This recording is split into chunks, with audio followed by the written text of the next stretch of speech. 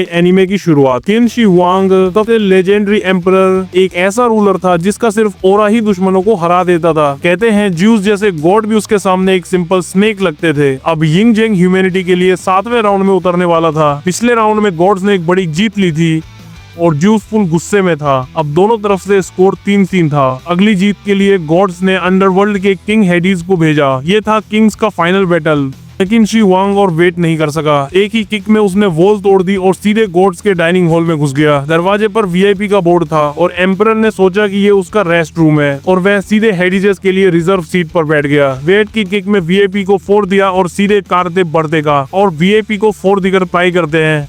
Hermes ने उसे एक लॉस्ट ह्यूमन बेबी समझ लिया। ये सुनते ही एरेस का गुस्सा एक्सप्लोड हो गया। जैसे ही एरेस ने एम्परर का हाथ पकड़ने की कोशिश की, करिन शी हुआंग ने उसे कुर्सी से उठाकर जमीन पर फेंक दिया। सभी शॉक हो गए। एम्परर ने शानदार स्टाइल में कहा, अपना सर इतना हाई मत रखो, जहाँ मैं हूँ वही मेरा थ्रोन है। एरेस और भी गुस्से में आया। खुद को ओलंपस का वॉरियर बोलते ही था कि एम्परर ने उसे फिर दीवार में फेंक दिया। एरेस अब समझ गया कि सामने खड़ा आदमी कोई नॉर्मल इंसान नहीं है। हर्मीज ने तुरंत एम्परर को सीलिंग क्रिस्टल ऑफर किया। उसी समय वोल्किरी ग्रे एंटर हुई। अब एम्परर की ऑफिशियल एंट्री का टाइम है।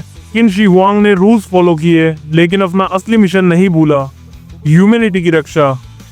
उसका आना एक धमाका था। सारे एंशिएंट चाइनीज एम्परर्स की रूहें उसके साथ थीं, जैसे एक जायंट बाम्बू टॉवर को होल्ड कर रहे हो। उस टॉवर पर चढ़कर किन शी हुआंग ने दिखाया कि वह असली सम्राट है, जो 6 किंगडम्स को जोड़कर एक बनाने वाला था।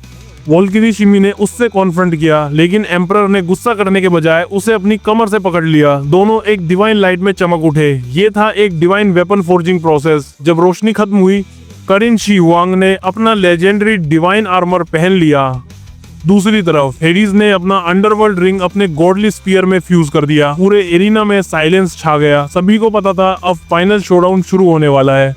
हॉर्न बजते ही हेडीज ने अपने इनविजिबल और डेडली स्पीयर स्ट्राइक्स शुरू कर दिए। एम्परर ने हर मूव को समझकर इजीली डॉज किया। फिर हेडीज ने एयर में जंप करके अपना सबसे बड़ा स्ट्राइक मारा। जमीन टूट गई, लेकिन एम्परर ने टाइमिंग के साथ काउंटर किया और हेडीज के लोअर बॉडी को पियर्स कर दिया।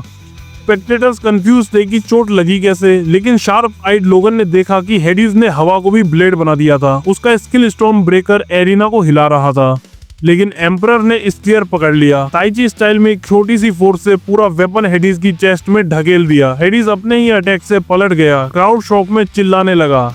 ये वही टेक्निक थी जो एम्परर ने मॉन्स्टर गॉड चियू को हराने के लिए यूज की थी। इसी वजह से उसे इक्लिप्स एम्परर कहा जाता था।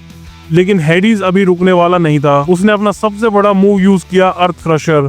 एरिना हिल गया। किन शी हुआंग ने भी अपना सीक्रेट स्टांस एक्टिवेट किया, हेवनली फीनिक्स फॉर्मेशन। दोनों का टकराव इतना बड़ा था कि पूरा स्टेडियम हिल गया। एम्परर खून से लथपथ हो गया, लेकिन फिर भी खड़ा होकर हंसा और बोला, ओगे यून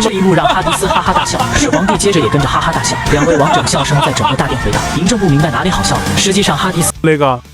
ये बस एक छोटी सी जानलेवा चोट है। चलो फाइट कंटिन्यू करते हैं अंडरवर्ल्ड के किंग। तो दोस्तों यहीं पर किंग्स का फाइनल बैटल एपिसोड एक खत्म होता है, लेकिन असली ट्विस्ट अभी बाकी है। क्या एम्परर अपनी जिंदगी दांव पर लगाकर हेडीज को हरा पाएगा, या अंडरवर्ल्ड का किंग अपना अल्टीमेट ट्रम्प कार्ड खेलेगा? अगर आपको इसका सेकंड एपिसोड देखना है तो वीडियो को जोर से लाइक कर दो। कमेंट में बताना कि आपको स्टोरी कैसी लगी और आप किसके साइड हो, एम्परर या हेडीज। और हाँ, सब्सक्राइब करना बिल्कुल मत भूलना, क्योंकि अगला एपिसोड आपको हिलाकर रख देगा।